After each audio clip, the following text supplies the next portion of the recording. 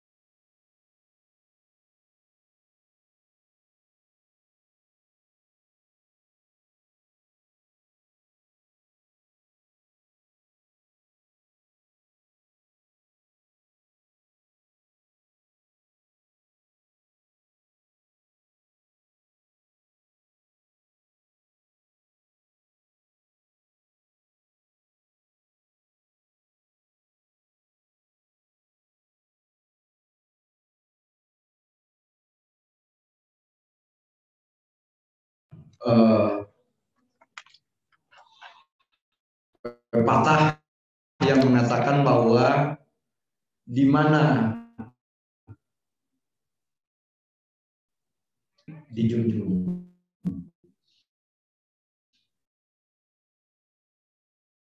bahwa pada setiap komunitas itu ada di dalamnya, tidak terkecuali di Fakultas Hukum Unas ini. Kepada teman-teman khususnya maba itu tadi akan diatur oleh dua peraturan rektor yang saya sebut tadi.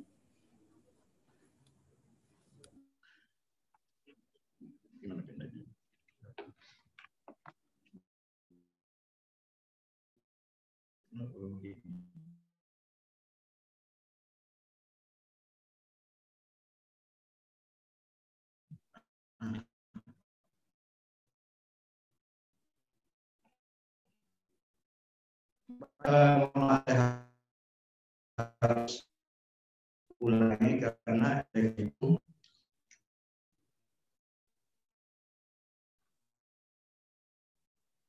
pada saat penerimaan tingkat prestasi di fakultas sebagai sebuah institusi yang di S1 hukum dan di S1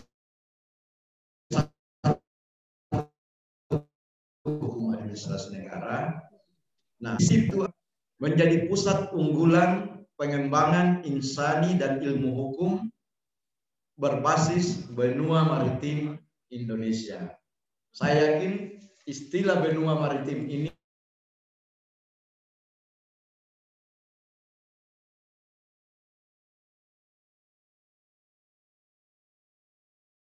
penyelenggaraan pendidikan yang ada di di Fakultas Hukum, atau paling tidak penyelenggaraan 3 dharma yang disebut Ibu Dekan tadi. Dharma pendidikan, dharma penelitian, dan dharma pengabdian. Ya, kalau saya artikan secara sederhana, dharma itu sama dengan kewajiban menurut saya. Nah, dari visi, sesuatu yang hendak dituju itu diturunkanlah menjadi misi. Bagaimana caranya mewujudkan visi itu? Maka di kita di Fakultas Hukum Unhas ada 4 misi yang diharapkan kalau ini dikerjakan dan terlaksana dengan baik, itu akan menghantarkan kita kepada visi atau tujuan yang hendak dicapai dari Fakultas Hukum. Yang pertama, mengembangkan lulusan yang berkarakter dan berakhlak mulia. Nah, tadi Ibu Dekan di sambutan banyak menyinggung seperti apa karakter seorang sarjana hukum yang ideal, khususnya sarjana hukum jebolan dari Fakultas Hukum Unhas. Beliau mencontohkan misalnya dengan karakter Profesor Baharudin Lopa, seorang legenda hukum di Indonesia gitu. Nah, berakhlak mulia saya kira ini sudah dituangkan juga dalam bentuk aturan, nanti akan disampaikan oleh Pak WD3 terkait dengan kode etik dan juga akan disampaikan oleh Komisi Disiplin gitu. Nah, yang kedua, menyelenggarakan pembelajaran yang inovatif. Nah, tiada hari tanpa inovasi ini di Fakultas Hukum, khususnya di Prodi S1 ini, 2 KPS kita ini senantiasa mendorong upaya-upaya inovatif untuk kemudian bisa menghantarkan kita kepada pencapaian misi. Salah satu inovasi kita yang paling kekinian itu adalah, kalau saya tidak salah, satu-satunya fakultas yang ada di Unhas yang memiliki sistem pelayanan sekarang yang berbasis IT, yang disingkat dengan LIS, Law Information System. Sampai WD2-nya sastra datang di ruangan saya lagi buka-buka, dia kaget-kaget gitu. Di mana ambil ini? Gitu. Itu inovasi ibu bapak yang ada di prodi, di backup oleh pimpinan fakultas. Inovasi yang kedua, yang terakhir itu di S1 di maupun sekarang kita lagi menggagas dan disampaikan Ibu Dekan tadi bahwa angkatan tahun ini adalah angkatan kedua dengan kelas internasional, karena tidak semua prodi yang ada di Unhas ini memiliki kelas internasional. Kalau saya tidak salah cuma 12, cuma 10 ya. Ada 12 dibuka tapi yang 2 tidak ada daftarnya. Begitu. Di kita di Fakultas Hukum, alhamdulillah, karena saya kasih lulus, sangat ketat sekali. Ya, bahkan saya buka aja.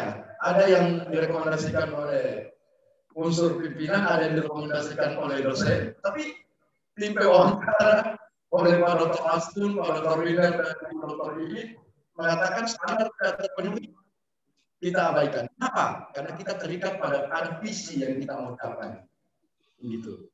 Nah, yang ketiga, mengembangkan ilmu hukum yang inovatif dan berbasis benua maritim Indonesia. Benua maritim ini sebenarnya adalah nilai, ya. Nanti akan masuk ke situ, ada di slide berikutnya. Yang keempat, menyebarluaskan ilmu hukum bagi kemaslahatan masyarakat. Ini wujud dari dharma pengabdian. Itu. Nanti akan ada mata kuliah disampaikan oleh Pak KPS nanti, di mana teman-teman itu dibobot 4 SKS kalau saya tidak salah sampai hari ini KKN. Itu adalah proses pendidikan tetapi berbasis pengabdian. Gitu. Nah, apa yang menjadi tujuan dari Fakultas Hukum Unhas ini?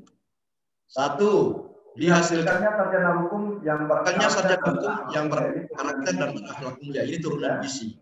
Ya, dihasilkannya sarjana hukum yang berkualitas. Nah, kualitas apa? Kualitas keilmuannya, kualitas karakternya, inovatif, profesional. Kalau dulu visi kita malah ada kata-kata profesional. Nah, tetapi mengalami perubahan sesuai dengan tuntutan dan kebutuhan zaman.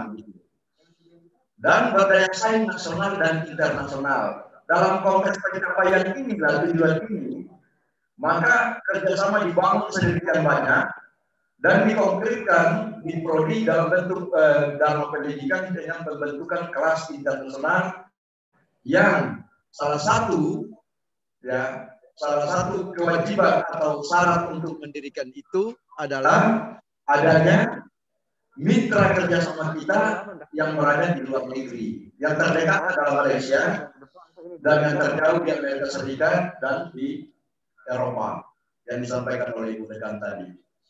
Nah, bahkan mungkin ke depan tidak tertutup kemungkinan kalau teman-teman dari Prodi S1 Ilmu Hukum dan Prodi HAN ingin ikut di dalam program itu nantinya, nggak akan ada kan? Silakan saja karena kewajibannya, biayanya tidak ditanggung oleh fakultas atau universitas, tetapi menjadi biaya pribadi, dan itu sudah disampaikan di syarat pada saat pendaftaran kelas internasional. Karena program exchange, apalagi nanti ada kebijakan Pak Menteri sekarang tentang Merdeka Belajar dan Kampus Merdeka yang mana disiapkan 60 SKS untuk kemudian bisa belajar di luar dari program studi.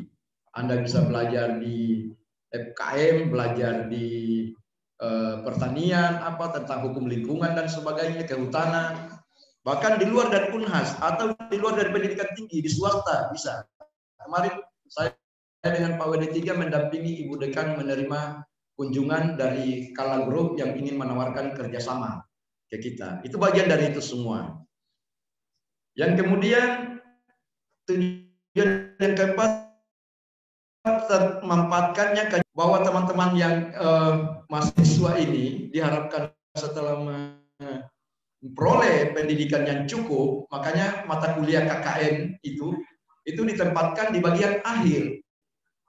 Kenapa di bagian akhir? Karena dianggap bahwa dengan melulusi 100 sekian mata kuliah, dianggap sudah cukup bekal untuk kemudian bisa melakukan atau memberikan manfaat bagi kemaslahatan masyarakat ketika berada di lokasi KKN. Kenapa? Waktunya? Ini saya mulai dari jam berapa ini? Saya tidak tahu harus bicara apa kalau gitu. Ya, karena memang mundur kan? Nah, kalau seperti itu ya saya langsung saja ke poin-poin pentingnya. Kalau begini nih, nggak ada gunanya ini kita bicara di sini. Nah, penyelenggaraan kegiatan akademik di Prodi S1 berdasarkan Peraturan Rektor 2781/2018. Nah, kegiatan akademik yang ada di Prodi S1 itu, ya, itu meliputi kegiatan perkuliahan, termasuk di dalamnya KKN itu adalah kuliah karena dia di bawah SKS, seminar, penelitian dan ujian skripsi. Inilah tahapan-tahapan yang akan dilalui oleh teman-teman mahasiswa di S1. Kemudian yang kedua, bahwa program sarjana ini, ya seperti yang saya sampaikan tadi, bisa diselenggarakan dalam dua bentuk. Ya, bentuk kelas internasional dan kelas biasa seperti yang dilakukan oleh teman-teman yang hadir saat ini. Dan sebagian mungkin peserta kelas internasional ada di Zoom ini juga. Dan ini dilaksanakan dalam bentuk kelas internasional dengan bahasa pengantar bahasa asing. Ini yang banyak kemudian membuat calon peserta kemarin itu tidak memenuhi standar itu sehingga tidak dinyatakan diterima. Gitu. Yang ketiga, program sarjana dapat diselenggarakan dalam bentuk pembelajaran jarak jauh. Ini kita belum, tapi ke depan, apalagi kalau kondisi COVID seperti ini berkepanjangan, maka akan dimungkinkan untuk menyelenggarakan itu. Bahkan dalam kondisi normal pun peraturan memungkinkan itu. Bahkan kalau kita punya kampus atau gedung di luar, itu bisa dilaksanakan dalam bentuk PSDKU, ya, pembelajaran di luar kampus utama. Kampus utama ini Taman Andrea gitu. Nah, soal nanti bobot kurikulum dan sebagainya nanti akan disampaikan oleh Kaprodi. Nah, ini yang saya ingin sampaikan tentang distribusi mata kuliah pada setiap semester. Semester 1 sampai 4 kalau saya tidak salah, ya, Pak KPS itu paket. Ya, 1 sampai 2 ya, paket, tetapi akan ada evaluasi yang dilakukan di semester 4. Nah, inilah sebaran mata kuliah yang kemudian akan teman-teman programkan dalam proses pembelajaran, sehingga pada semester 6 nanti itu mulai ada mata kuliah peminatan. Itu menunjukkan teman-teman akan mau mengarah kemana, mau menulis skripsi pidana, perdata, tata negara atau apa, maka mata kuliah peminatannya harus menunjang itu. Tidak boleh mata kuliah peminatannya di pidana lalu kemudian menulis skripsi HTN. Itu dianggap tidak sinkron gitu. Karena mata kuliah peminatan ini adalah mata kuliah pendalaman. Jadi jumlah mata kuliah yang Anda harus lulusi itu adalah 52 dengan total SKS minimal 145 SKS. Gitu. Nah ini masa studi. Jadi masa studi sama disampaikan oleh Bu Dekan tadi, ya itu dijadwalkan untuk 8 semester dan dapat ditempuh 8 semester ini berarti 4 tahun. Itulah tadi yang kemudian Ibu Dekan harapkan minimal 4 tahun selesai. Bahkan ada yang selesai 3 tahun 8 bulan, 3 tahun 7 bulan sekian. Gitu. Nah, berarti dia masuk di semester 7, paling lama 14 semester. Saya ingin sampaikan data terakhir kemarin yang baru saja saya paraf SK rektornya untuk ditandatangan rektor yang di drop out itu tidak sedikit. Karena ya itu 14 semester sudah diberikan tidak dimanfaatkan dengan baik. Padahal bisa selesai di semester 7 gitu, seperduanya. Nah, kemudian masuk program sarjana yang tidak dapat menyelesaikan studinya pada akhir semester ke-14 dinyatakan putus studi.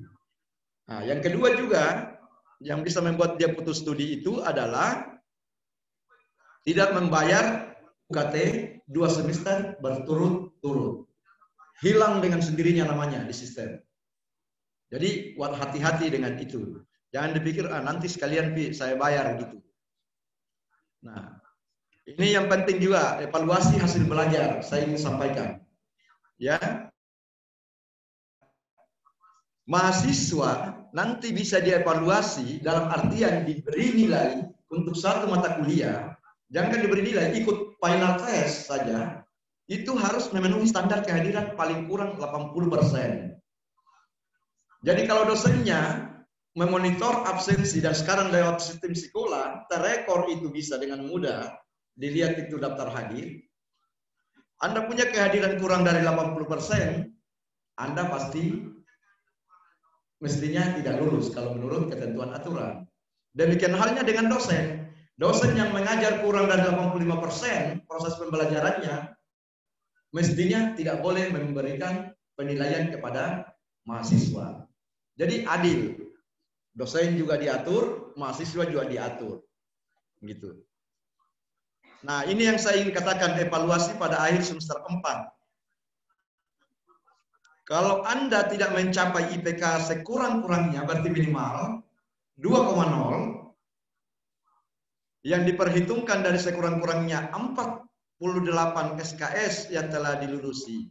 Jadi dua syaratnya, IPK-nya minimal 2,0, kemudian SKS-nya yang dilulusi minimal 48. Kalau salah satunya ini kurang, apalagi dua-duanya, saya pastikan Anda di drop out.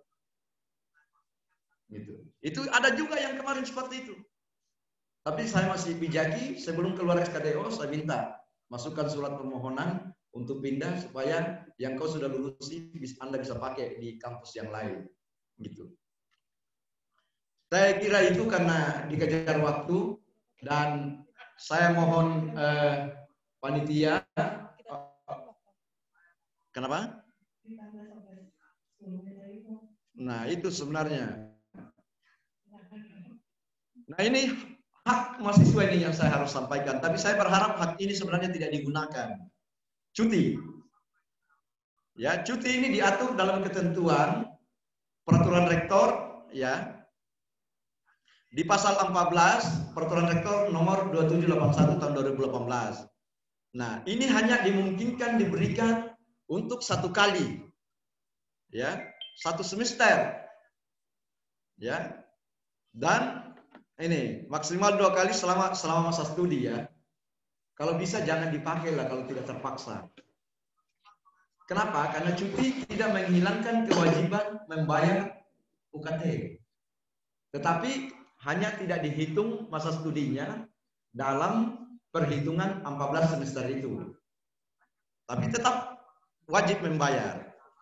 Nah, jadi maksimal 2 kali dan tidak dibolehkan diambil secara berturut-turut. Artinya 1 tahun kok cuti. Nah, itu. Dan syaratnya lagi belum pernah mengundurkan diri dari seluruh mata kuliah. Karena dimungkinkan mengundurkan diri dari seluruh mata kuliah. Ya. Tentu saja ada syaratnya. Gitu. Ada syaratnya. Nah, jadi tidak dapat dilakukan berturut-turut. Nah, cuti akademik tidak diperkenankan pada semester pertama dan kedua. Kenapa? Karena itu tadi ada evaluasi yang akan Anda lalui. Sehingga diharapkan semester 1 dan 2 itu Anda proses mengubah kebiasaan, cara belajar dan sebagainya dari siswa ke mahasiswa.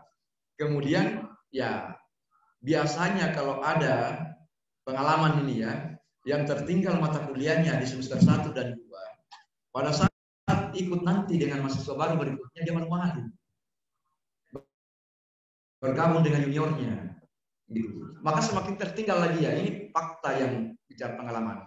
Dia program tapi tidak masuk. Nah, sekarang dengan model yang dikembangkan di prodi maupun universitas, evaluasi terhadap keaktifan mahasiswa dalam proses pembelajaran, itu semua terekam, jadi tidak bisa main-main. Anda program, Anda tidak hadir, tadi ada angka 80% minimal kehadiran, Anda tidak penuhi, jangankan lulus, ikut ujian saja sebenarnya nggak boleh.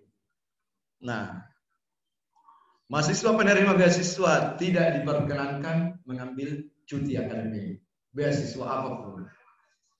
Nah, kemudian mahasiswa kelas kerjasama tidak diperkenankan mengambil cuti kecuali ya diatur di dalam perjanjian kerjasamanya. Pihak yang kita kerjasama meminta bahwa siapa tahu tiba-tiba ada penugasan di kantor apa, mohon. Tapi rata-rata di S1 ini saya lihat belum apa, mungkin ada 1-2 yang kerja tetapi tidak banyak gitu.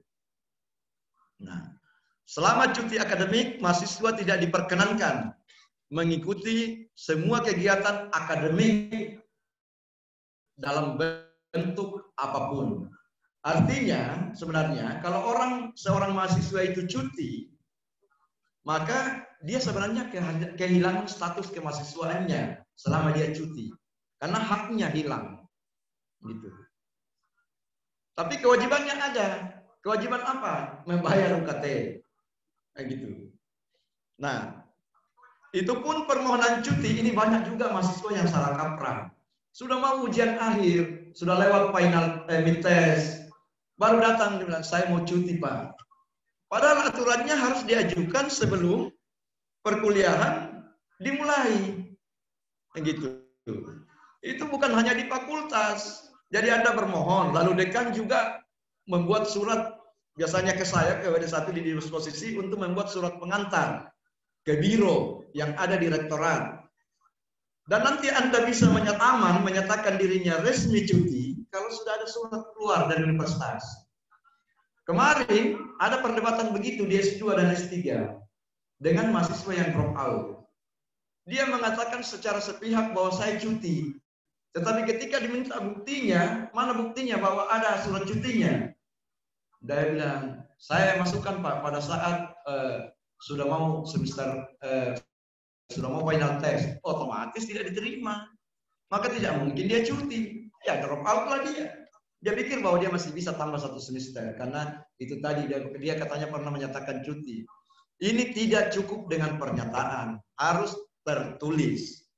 Kemudian nanti jawabannya juga universitas tertulis. Itulah pegangan. Dan juga dilaporkan ke akademik. Begitu.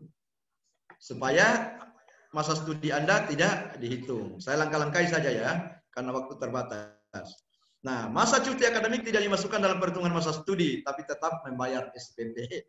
Ya, saya kira itu poin-poin penting. Nanti lebih detail sebaran mata kuliah di semester 1 mata kuliah apa, berapa SKS, ya, kemudian seperti apa Anda menjalani prosesi perkuliahan dan bagaimana seharusnya berhubungan dengan prodi, berhubungan dengan kasubag akademik, pendik, departemen, itu nanti akan disampaikan secara detail oleh Ibu Bapak-bapak KPS, ada Prof. Ahmad Ruslan dan Pak Dr. Maskun. Saya kira itu yang saya ingin sampaikan. Nanti juga mahasiswa baru ini punya hak untuk memperoleh semua, satu, buku panduan penyelenggaraan prodi, dua, buku pedoman penulisan skripsi nanti akan dibahas oleh para Kapprodi. Kemudian yang ketiga, peraturan rektor penyelenggaraan prodi S1, kemudian peraturan rektor tentang pembimbingan tugas akhir mahasiswa. Itu Anda bisa minta nanti ke akademik. Akademik buka setiap hari kerja dari Senin sampai Jumat, ya. Saya kira itu, lebih dan kurangnya mohon dimaafkan. Kalau ada sesi tanya jawab, mungkin sekalian saja nanti setelah para Kapprodi. Terima kasih Ibu Moderator. Saya akhiri. Billahi taufiq wal hidayah. Assalamualaikum warahmatullahi wabarakatuh. Selamat pagi, salam sejahtera untuk kita semua. Baik, terima kasih Prof. Dari Kasaiman. Demikian tadi materi pertama kepada adik-adik mahasiswa baru tahun 2020 ini. Menyimak dengan seksama sudah materi yang diberikan tadi. Baik, selanjutnya kita beralih pada materi kedua, yakni pengenalan prodi sarjana hukum administrasi negara yang akan disampaikan oleh Bapak Profesor Dr. Ahmad Ruslan SHMH, yang mana beliau merupakan ketua program studi sarjana hukum administrasi negara Fakultas Hukum. Baik, dengan ini kepada Bapak disilahkan. Terima kasih. Assalamualaikum warahmatullahi wabarakatuh. Selamat pagi. Salam sejahtera untuk kita semua. Saya hormati Bapak Pendidikan Satu dan saya hormati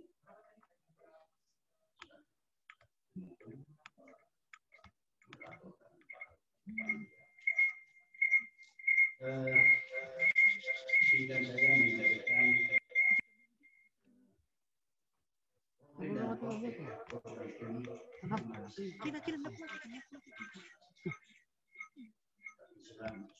saya juga selamat datang selalu prodi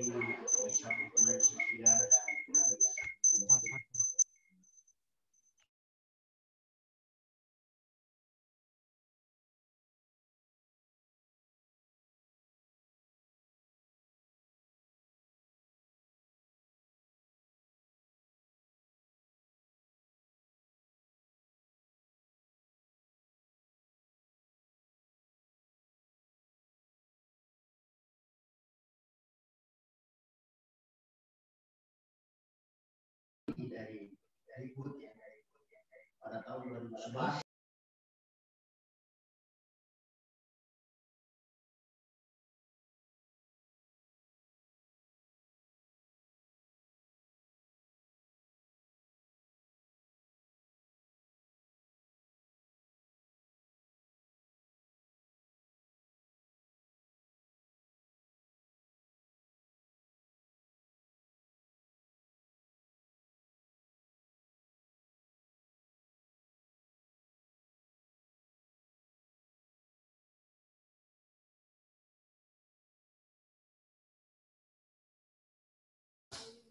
Karena sebenarnya awalnya hal ini sebenarnya bisa juga di fisik ya, tetapi Unas ini menempatkan di Fakultas Hukum sehingga menjaga program studi hukum administrasi negara, walaupun mata-mata kuliahnya ada juga yang dari ilmu administrasi. Nah, tentu orang bertanya apa visi dari prodi ini. visi prodi ini adalah program studi hukum administrasi negara yang berbudaya kualitas dengan lulusan yang memiliki komitmen tinggi pada terwujudnya atau mewujudkan tata pemerintahan yang baik atau good governance. Jadi itulah visi dari program studi hukum administrasi negara ini. Kemudian untuk mewujudkan visi tersebut, maka misinya adalah mengembangkan profesionalitas dan intelektualitas di bidang hukum administrasi negara melalui proses pembelajaran yang berpusat pada mahasiswa atau sering disebut SCL ya.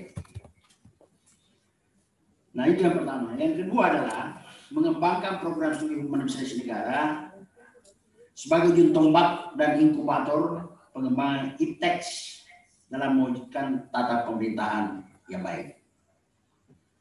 Kemudian yang ketiga, mengembangkan program studi hukum administrasi sebagai program unggulan untuk meningkatkan kredibilitas aparatur pemerintah. Seperti kita tahu bahwa arah dari visi misi ini sebenarnya adalah bagaimana mendidik mahasiswa ini sehingga dia siap pakai khususnya menjadi administrator ya yang handal.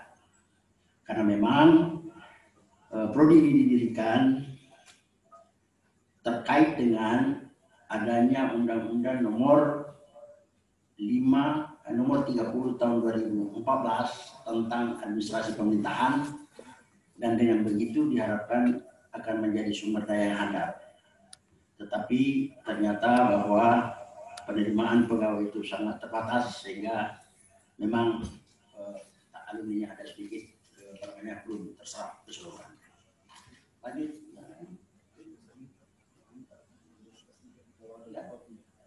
Payungnya saja kasihkan Prof ini biar dia klik sendiri.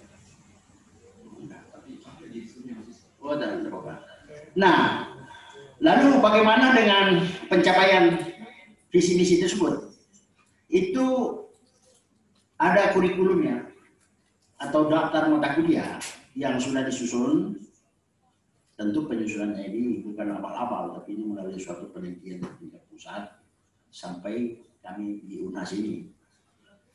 Bahwa mata kuliahnya itu ada 47 mata kuliah. Dan itu sebagiannya ada mata kuliah dari ilmu administrasi negara ya, bukan hanya hukum saja.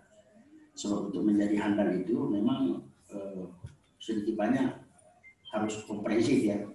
Ada budaya birokrasi ya dan sebagainya.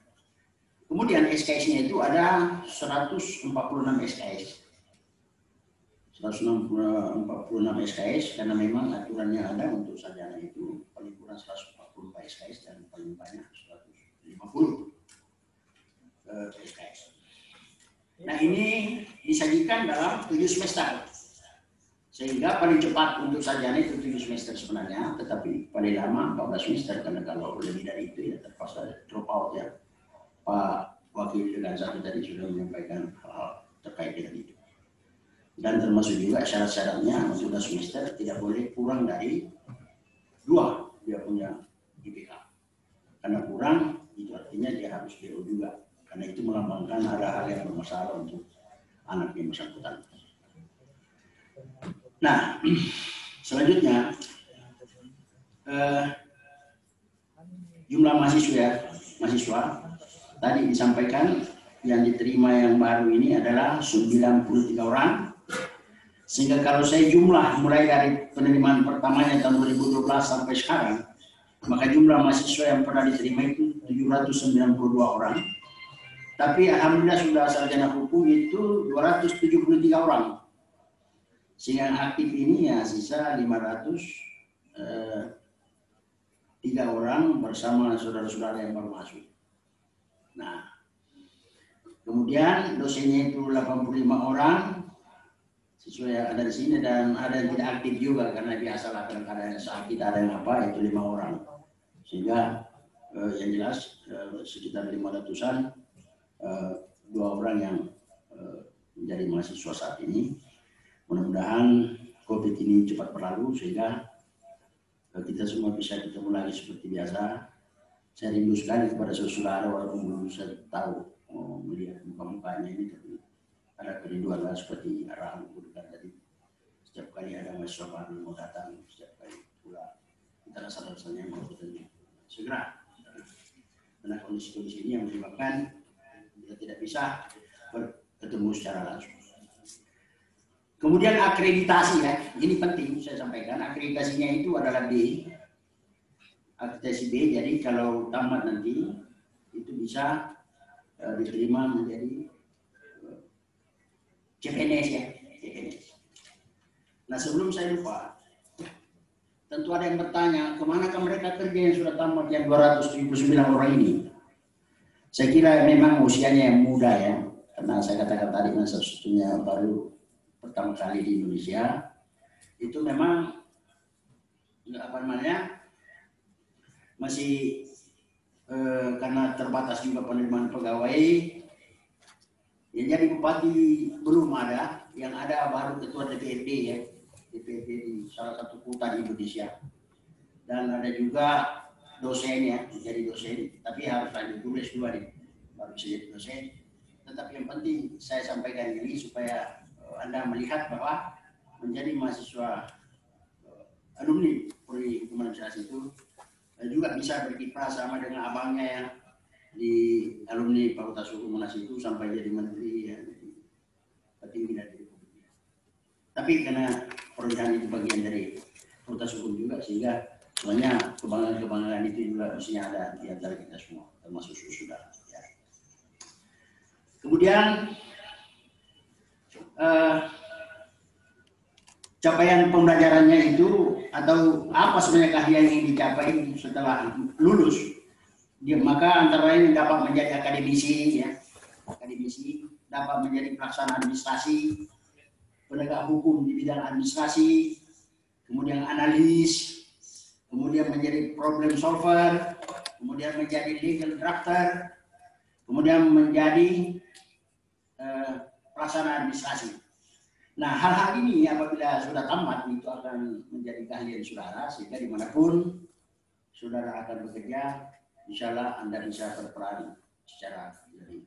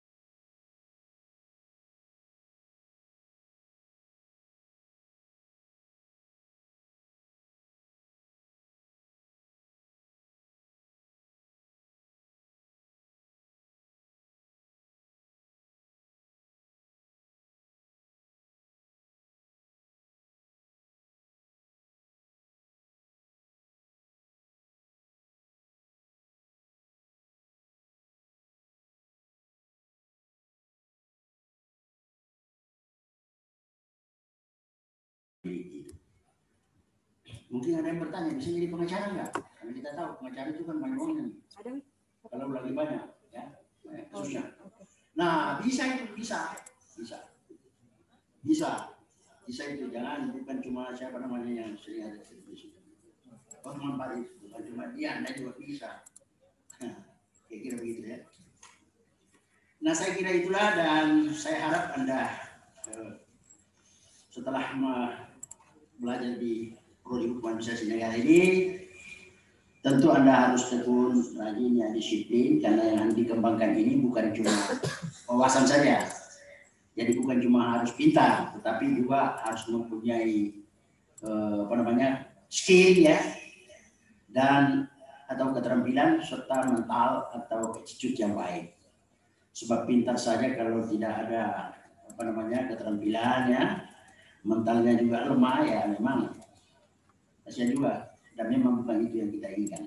Tapi ketiga-tiganya harus berpadu, dan inilah yang disebut dengan program studi yang menjunjung tinggi budaya kualitas dengan berkomitmen pada terwujudnya tata pemerintahan yang baik. Saya kira itulah yang saya sampaikan. Sekali lagi selamat bergabung. Semoga COVID ini cepat berlalu dan kita dalam suasana seperti sebelum COVID ini. Demikian. Mohon maaf atas kurang lebihnya. Alhamdulillah. Assalamualaikum warahmatullahi wabarakatuh. Baik, terima kasih Prof. Ahmad Rusman SMH atas materi yang diberikan. Dengan demikian kita akan melanjutkan pada materi selanjutnya, yaitu pengenalan Prodi Sarjana Ilmu Hukum, yang materinya akan dibawakan oleh Bapak Dr. Maskun SHLLM, yang mana beliau merupakan Ketua Program Studi S1 Ilmu Hukum. Baik, dengan ini kepada Bapak disilahkan.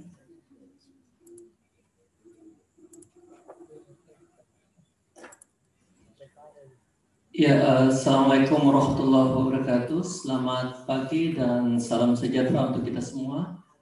Yang terhormat Bapak Wakil Dekan Bidang Akademik, Riset, dan Inovasi, yang terhormat Bapak KPS S1 Hukum Administrasi Negara, Ibu Moderator, Bapak Ibu Ketua Panitia Penerimaan dan Pengembangan Karakter Mahasiswa Baru Fakultas Hukum Unhas, dan Ibu Kasubag Akademik juga ada, dan para tim akademik kita yang hadir pada hari ini.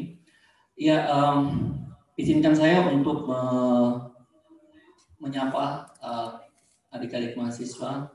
Selamat datang di Kampus Merah Fakultas Hukum Unhas. Selamat bergabung dengan alma mater tercinta, dan mudah-mudahan semuanya akan baik-baik saja ya.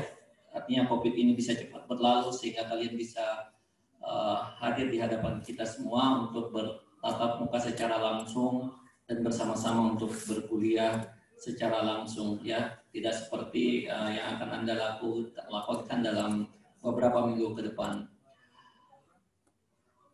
Adik-adik semua, sesuai dengan amanah ya, untuk memberikan pengenalan sedikit sebenarnya tentang program studi Sarjana Ilmu Hukum.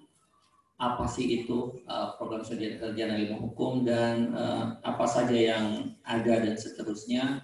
Dan karena kemudian selama Anda kuliah nantinya akan berinteraksi banyak dengan kami di Prodi, termasuk tim akademik. Ya, next slide.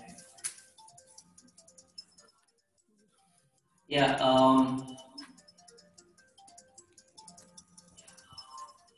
pada dasarnya Prodi di Fakultas Hukum Unhas ada terdiri atas dua, Prodi Ilmu Hukum, Sarjana Ilmu Hukum, dan Hukum Administrasi Negara.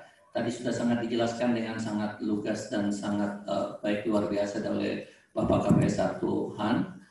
Yang saya lihat, yang akan saya jelaskan adalah sarjana. Next slide please.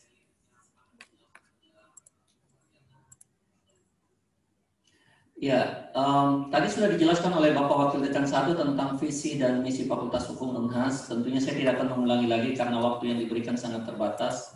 Visi dan misi Fakultas Hukum saya tidak akan ulangi. Next. Ya, ini next lagi.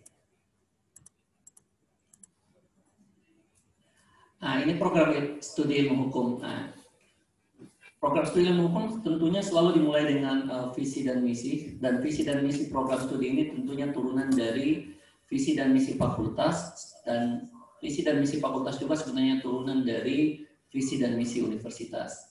Apa itu visi dan misi program studi? Adik-adik semua bisa melihat pada slide yang ada di hadapan adik-adik semua, atau juga nanti untuk lebih memudahkan kami akan mengirimkan ke adik-adik maba ya tentunya, baik melalui grup WA ataupun melalui slide ini. Next.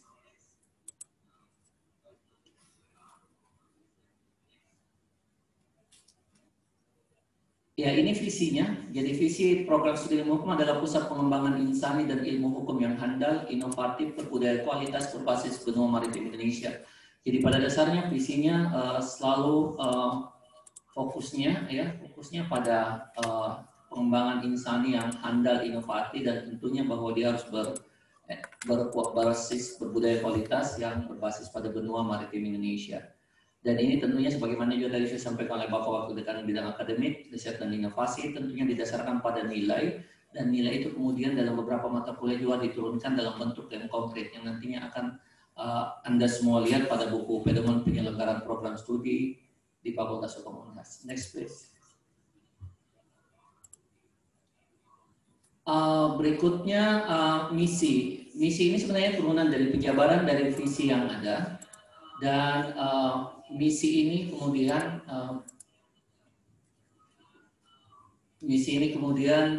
dijabarkan sebagai satu, ada 4 misinya, yaitu pertama mengembangkan ilmu dan keterampilan hukum yang inovasi berbasis benua maritim Indonesia tentunya, kemudian mengembangkan model pembelajaran dalam pembentukan karakter mahasiswa hukum yang handal. Kemudian yang ketiga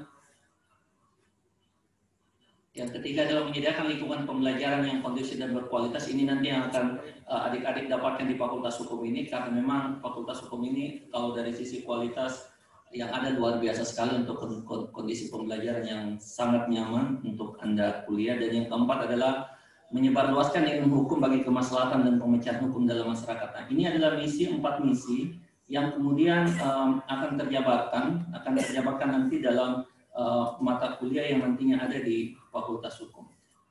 Berikutnya tujuan kita skip saja ya, tujuan kita lewati saja, karena kemudian yang berikutnya adalah capaian pembelajaran. Nah, ini yang menjadi penting sebenarnya. Jadi seluruh program studi yang ada di Indonesia, termasuk program studi ilmu hukum, penting harus memiliki capaian pembelajaran. Capaian pembelajaran inilah yang menjadi tolak ukur keberhasilan sebuah proses pembelajaran selama 1 semester. Selama Anda kuliah di fakultas ini. Sehingga kemudian untuk mengukur itu dapat dilihat pada capaian pembelajaran yang ada di hadapan adik-adik semua. Capaian pembelajaran pada dasarnya diletakkan pada 4 item, yaitu konteks nilai, keterampilan umum, keterampilan khusus, dan pengetahuan. Nilai dalam hal ini diletakkan pada bahwa mahasiswa nantinya akan memiliki integritas dan etika profesi hukum yang berdasarkan nilai-nilai Pancasila. Jadi mengedepankan integritas dan etika profesi itu sangat penting sekali bagi seorang mahasiswa Fakultas Hukum, khususnya ketika mahasiswa Fakultas Hukum telah selesai di menempuh kuliah di Fakultas Hukum. Yang berikutnya adalah keterampilan umum. Apa yang kita harapkan dengan keterampilan umum? Maka ada 3 item pokok, item dasar yang harus nantinya akan Anda dapatkan selama perkuliahan. Bahwa yang pertama, mahasiswa mampu berpikir kritis, logis, dan sistematis. Jadi, kemudian yang kedua, mampu berkomunikasi dengan lisan dan tulisan, dan mampu bekerjasama secara individu dan kelompok. Ketiga komponen keterampilan umum inilah nantinya yang akan diwujudkan atau dikonkretkan dalam bentuk aktivitas perkuliahan dan aktivitas-aktivitas yang dilakukan di kelas. Misalnya nanti kalau kita mau mengukur bagaimana sih mahasiswa bekerja sama secara individu dan kelompok, gampang. Nanti kita lihat pada saat mereka bikin tugas individu dan pada saat mereka bikin tugas secara kelompok. Nah, di situ akan kelihatan. Nah, inilah nantinya yang kalian harus dibekali, karena bekerja individu dan bekerja kelompok itu memiliki skill tersendiri yang nantinya akan adik-adik mahasiswa peroleh selama kuliah di Fakultas Hukum ini.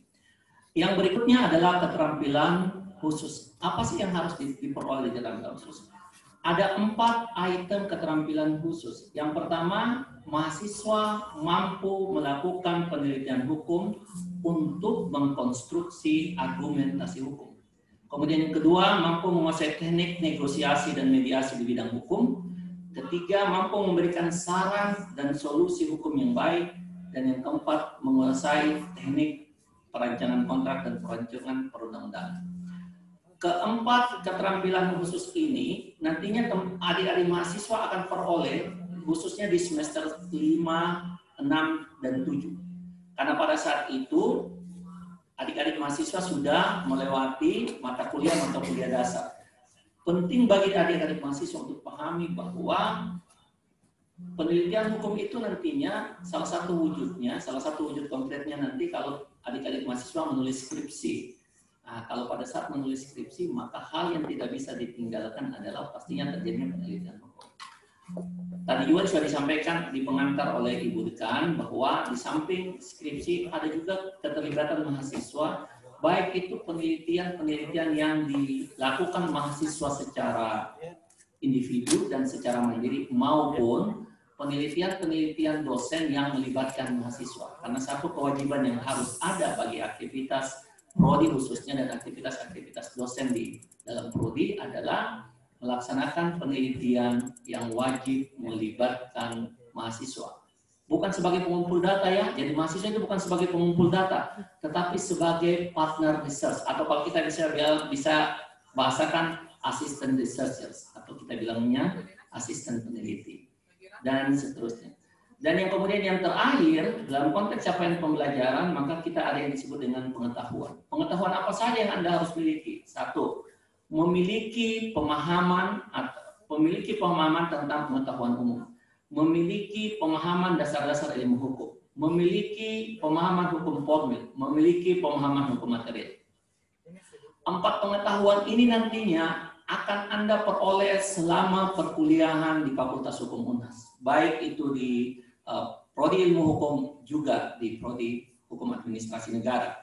Dan di semester 1 nantinya sebentar setelah ini kita akan mencoba untuk mulai mengisi KRS, maka yang akan Anda peroleh ada 2. Yang pertama, mata kuliah yang berhubungan dengan pemahaman dasar-dasar ilmu hukum nantinya ya, nanti kalian akan mulai belajar kuliah minggu depan pengantar ilmu hukum, pengantar hukum Indonesia, hukum adat dan ilmu negara. Serta ada nanti juga pemahaman tentang pengetahuan umum nantinya. Pengetahuan umum nantinya kalian akan dapatkan di MKU nantinya ya. MKU itu sudah ada, nanti kita akan bersama-sama sebentar. Mudah-mudahan jaringan bagus, kalian punya jaringan juga di tempatnya bagus. Dan kita coba-coba untuk mulai mengisi KRS ya. Jadi ke-12 capaian pembelajaran ini, bagaimana cara melihatnya? Nanti kalian akan melihat di RPS. Nanti ada rencana pembelajaran semester, ada namanya RPS, yang akan menuntun teman-teman semua melihat, oh, kalau saya mengambil mata kuliah ilmu negara misalnya, apa sih capaian pembelajaran yang akan saya peroleh di akhir nantinya. Nah, itu nanti akan dapat dilihat pada capaian pembelajaran yang ada pada setiap mata kuliah. Next, please.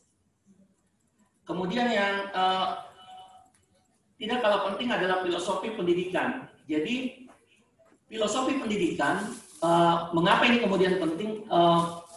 Sebenarnya filosofi pendidikan ini secara praktiknya sudah dilakonkan oleh Fakultas Hukum Unhas sebenarnya.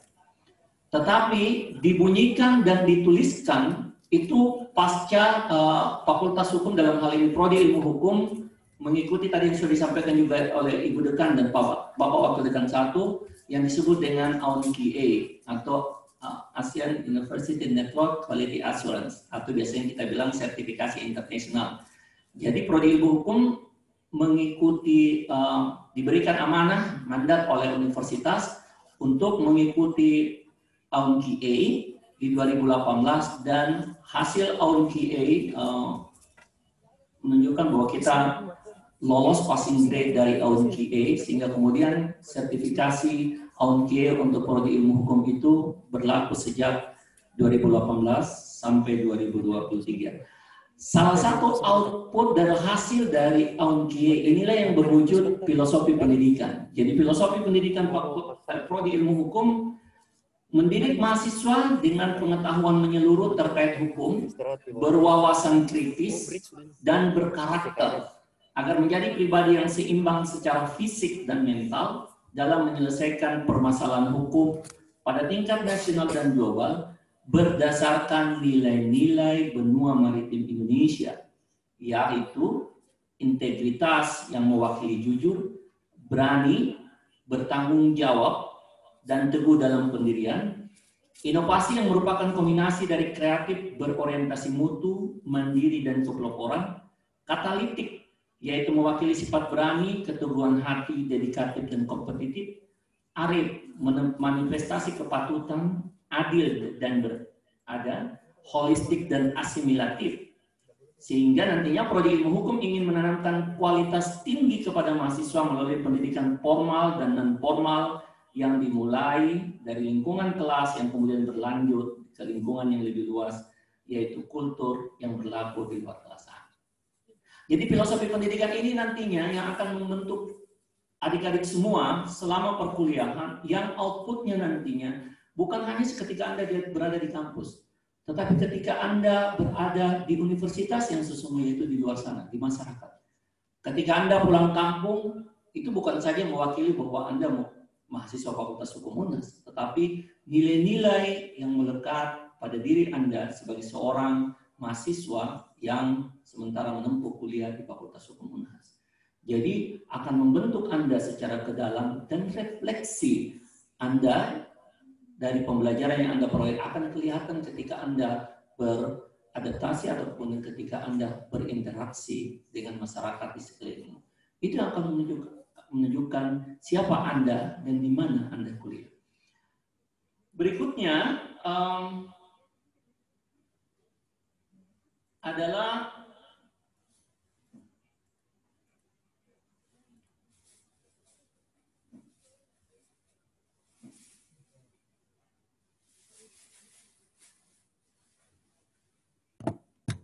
next please.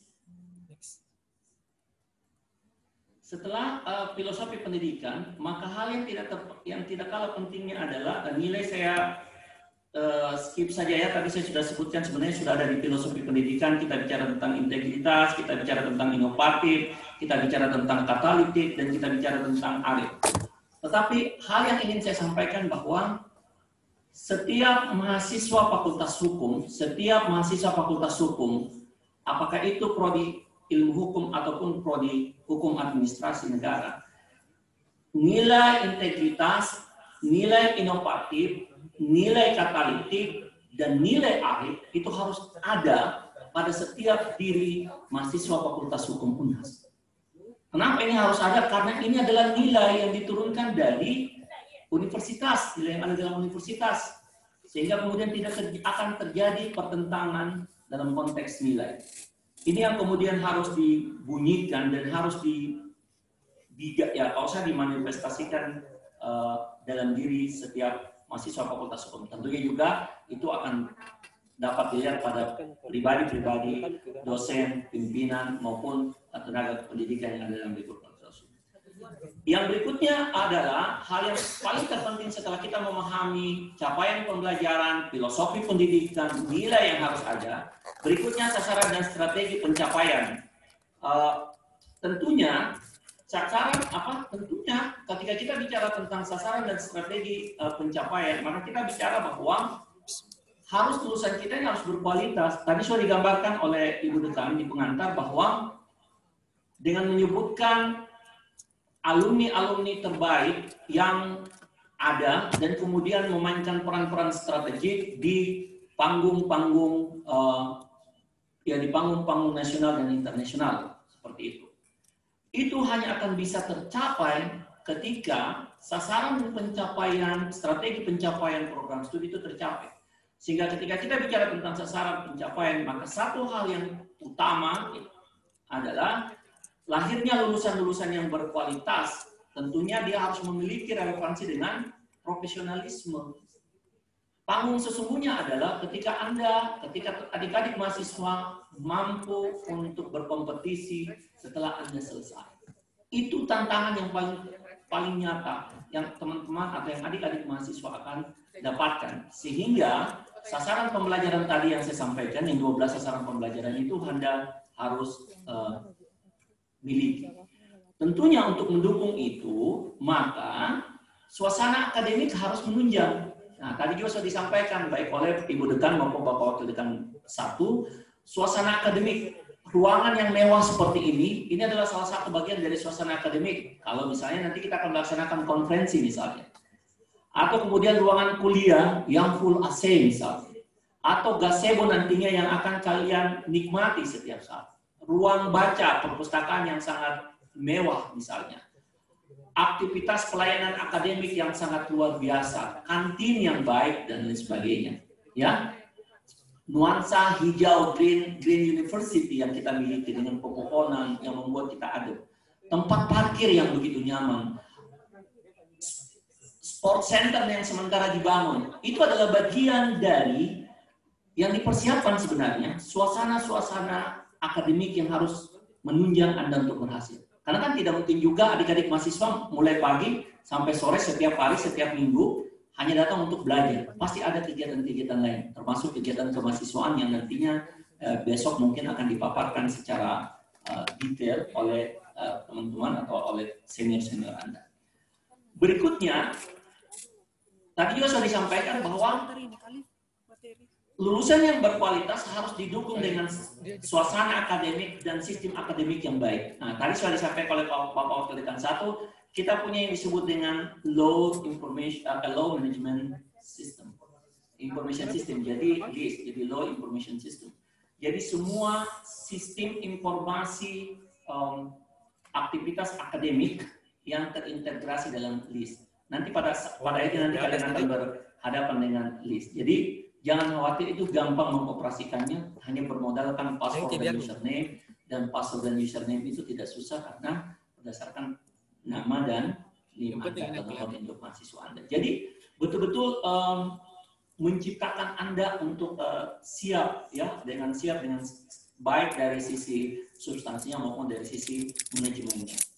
Hal yang lain tentunya adalah yang tadi yang sudah disampaikan, sumber daya, karena salah satu yang Anda harus ingat, adik-adik harus ingat bahwa Fakultas Hukum di Indonesia yang memiliki jumlah profesor, jumlah profesor terbanyak di Indonesia sampai saat ini adalah Fakultas Hukum Unhas. Kalau saya tidak salah sekarang totalnya Bu ini 34 ya, 34 jumlah profesor tadi kalau di video itu masih 30, sekarang ada tambahan 34 dan mudah-mudahan dalam waktu ke depan laginya akan jadi, dan doktor yang sudah berjumlah sekitar 72 orang. Apa artinya? Artinya Anda dari sisi sumber daya manusia yang akan melakukan proses transformasi pengetahuan, transformasi pembelajaran, Anda akan dibimbing, diajarkan oleh orang-orang yang sangat mumpuni. Makanya salah satu kriteria yang diraih oleh Unhas paling besar dengan poin tertinggi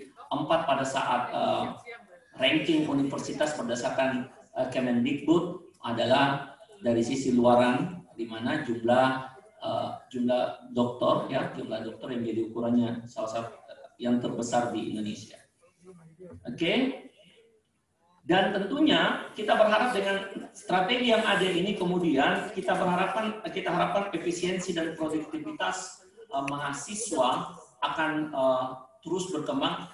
Khususnya saat ini perlu adik-adik ketahui bahwa produktivitas mahasiswa Fakultas Hukum Unhas adalah yang terbaik di Unhas saat ini.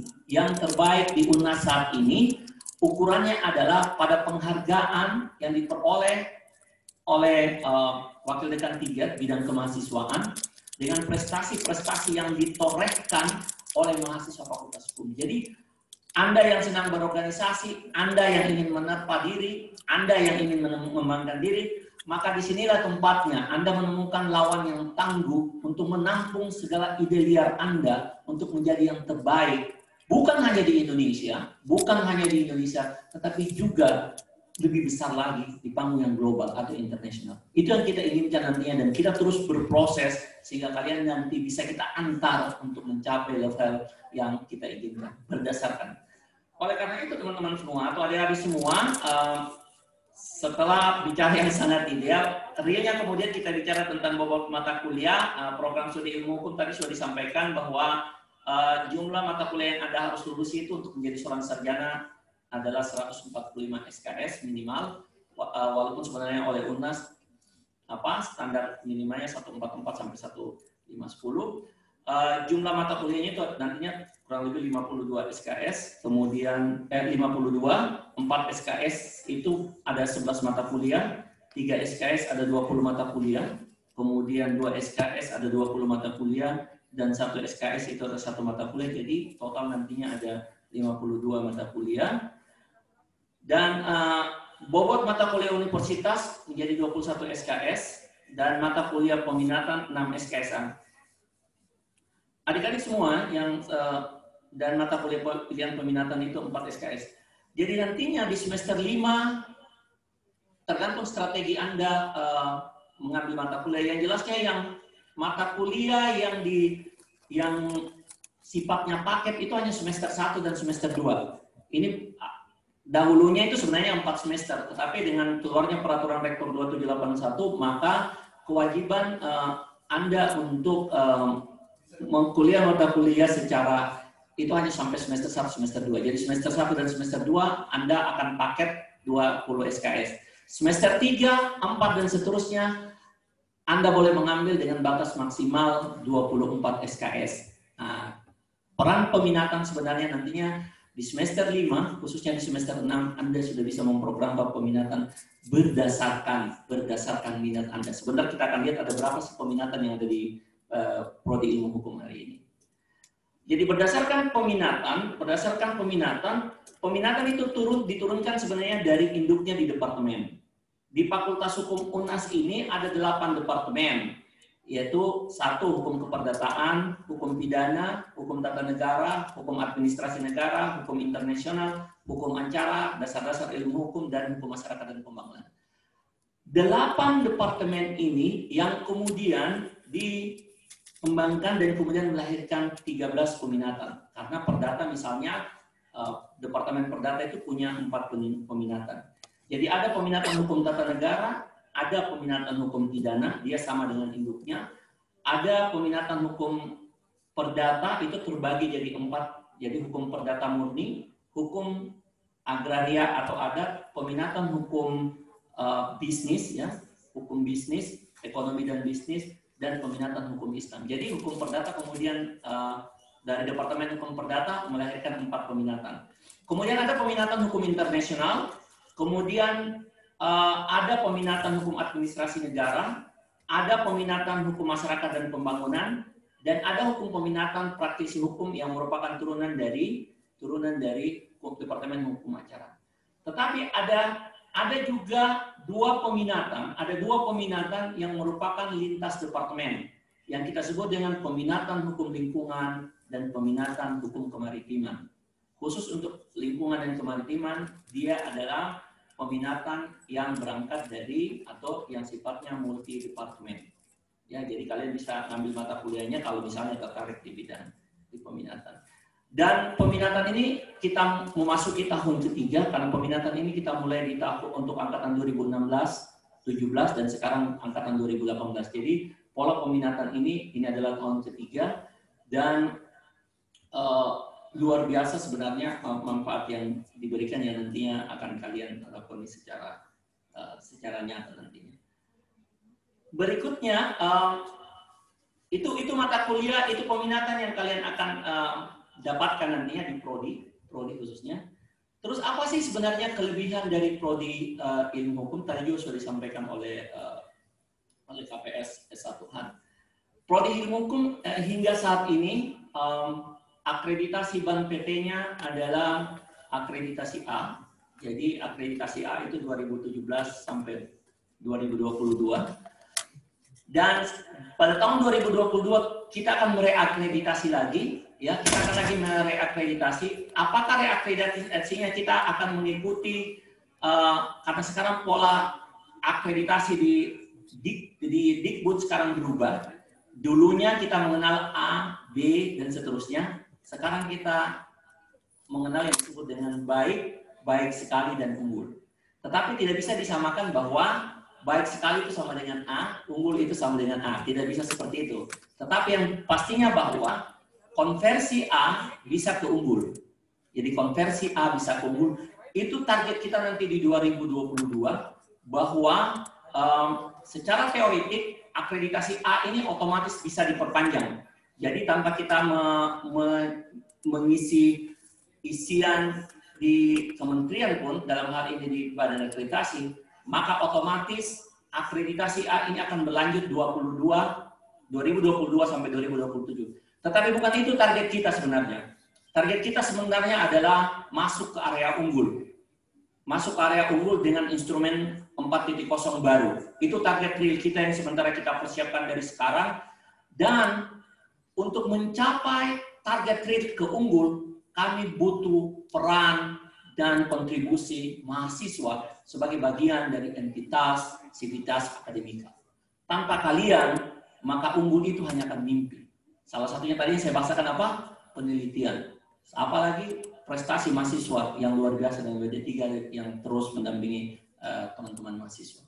Nah, itu yang dibutuhkan. Jadi sekarang kalian berada di lingkup yang di tempat yang menurut saya sekarang saatnya kalian menunjukkan kalian punya panggung, dan panggung ini kalian harus manfaatkan. Karena akreditasi kita sama dengan FHUI, akreditasi kita sama dengan FHUB, akreditasi kita sama dengan FH Airlangga, Pajajaran, dan seterusnya. Jadi sama, akreditasi kita akreditasi A.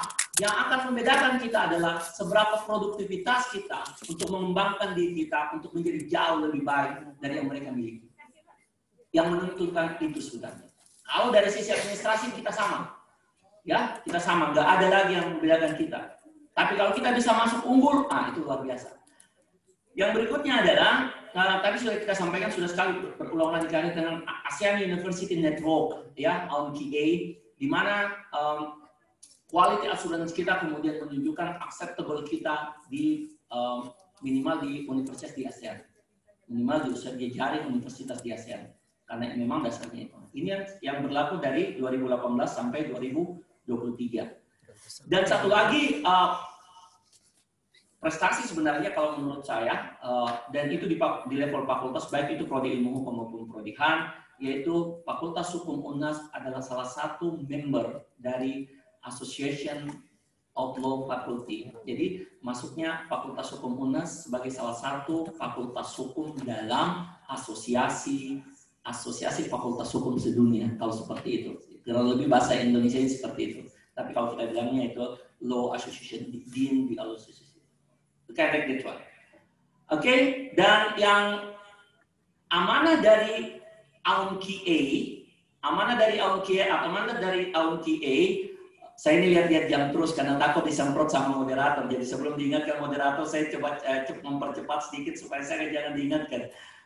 Jadi amanah dari AUNQA adalah harus membuka kelas internasional. Itu konsekuensi logis dari mandat universitas dan dicapainya AUNQA, maka kita harus membuka kelas internasional. Dan alhamdulillah kelas internasional kita hari ini itu sudah 2 angkatan. Ya, angkatan pertama dimulai tahun kemarin di 2019 dan angkatan kedua di tahun 2020.